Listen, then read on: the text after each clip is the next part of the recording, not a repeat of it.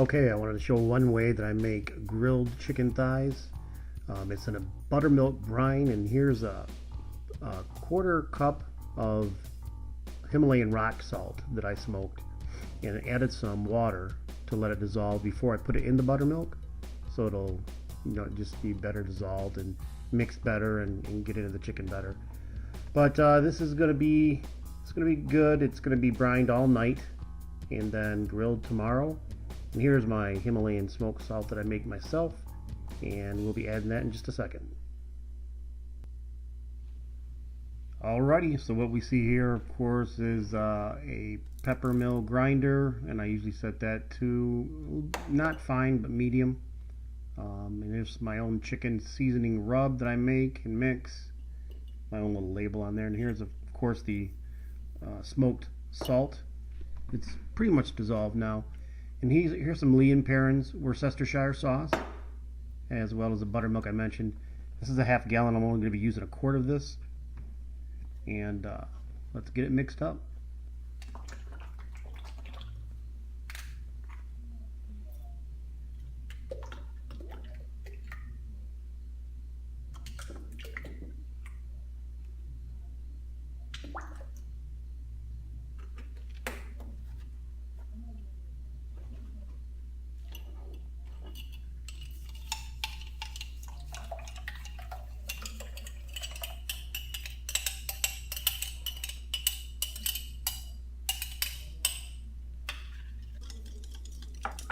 Speed that up for you a little bit there.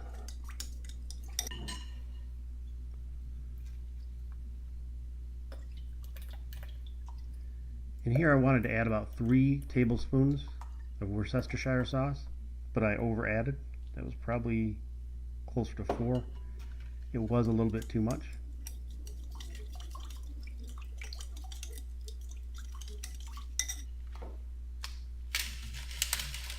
And there's nothing like fresh pepper, of course. And the chicken rub, it has a moderate amount of salt. That's why I wasn't worried about the Worcestershire sauce adding too much sodium. There's really not that much in the chicken seasoning. It's herb based, but I'm going to be adding some more herbs to the chicken itself when it is dry rubbed tomorrow, and I'll go over that in just a second. It's a Weber herb and garlic based rub that I found just by happenstance in the store. And here, of course, is the chicken. And if you're going to be in a garage, you might as well use a box cutter to open your chicken with. That really wasn't intended, but it was laying around.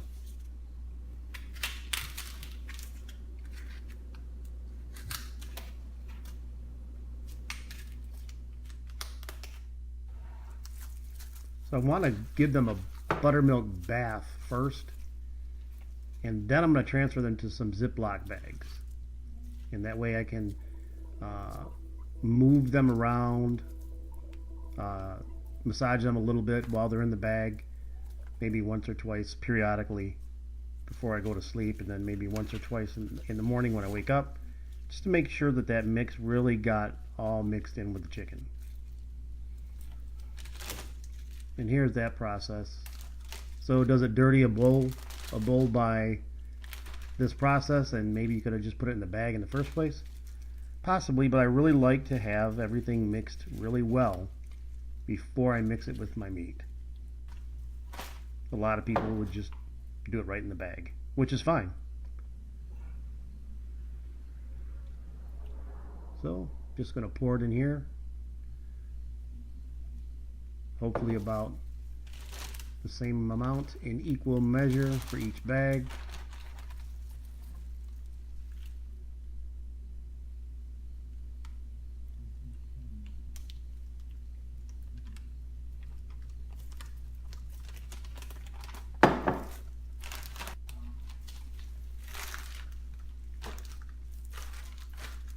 And the double bagging is, I'm very cognizant of salmonella and cross-contamination.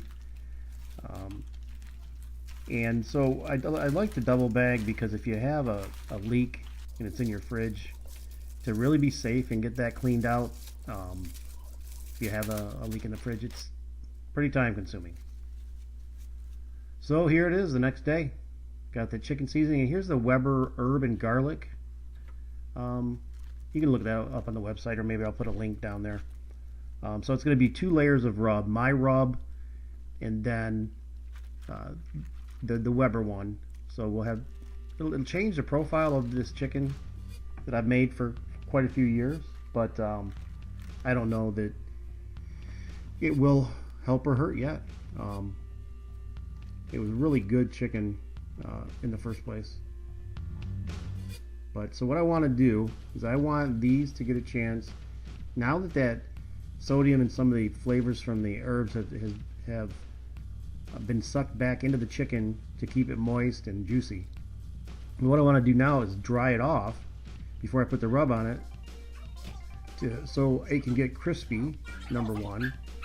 Number two, if I'm going to cook it without drying off some of this excess buttermilk, I'm basically going to be steaming it before it even gets a chance to start actually cooking.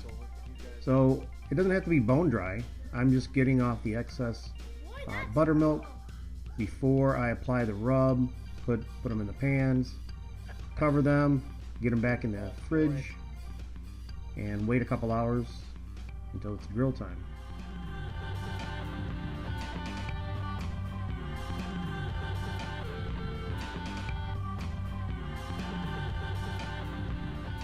I guess worst case scenario, you could do this for 4 hours instead of overnight. And one of the good reasons I do this too is that a minimum internal temperature of 165 is good for chicken thighs, but I don't find I lose any juiciness if I go up to 175 or so. I think I doubt I would lose any juiciness even if I didn't brine it, because 175 is just, in my experience, I have not gotten dry chicken thighs from 175. And so with 175, not only have I not lost anything, but it puts my wife's concerns or her squeamishness about getting sick from chicken, puts that to rest as well. When I tell her it's 10 degrees above the USDA recommended temperature, then she's good to go with it. And again, it doesn't sacrifice any flavor, in my opinion.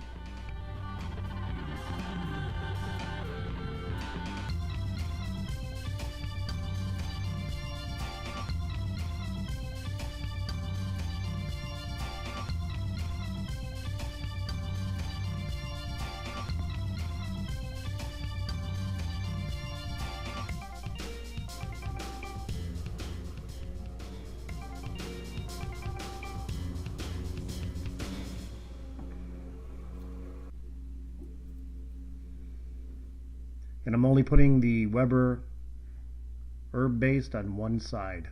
I'm not putting it on both sides of the chicken, just because I haven't done this.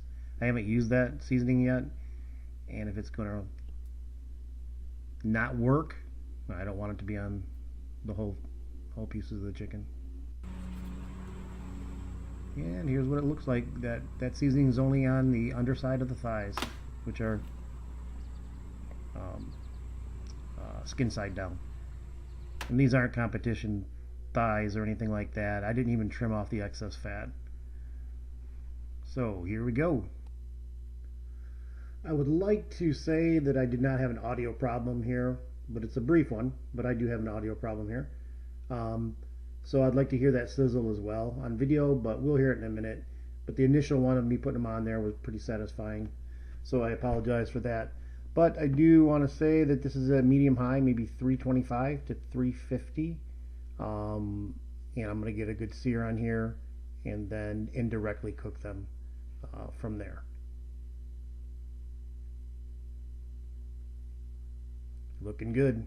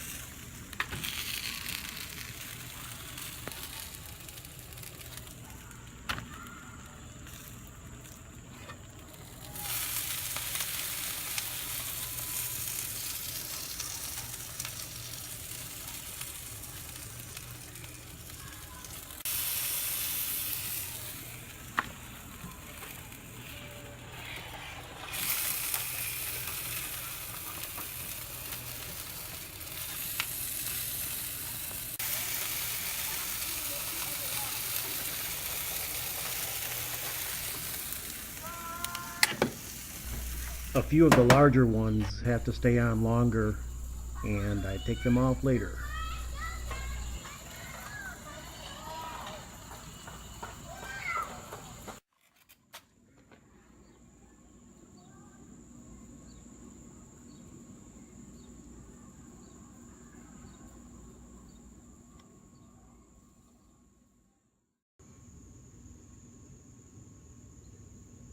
Alrighty, let's taste it.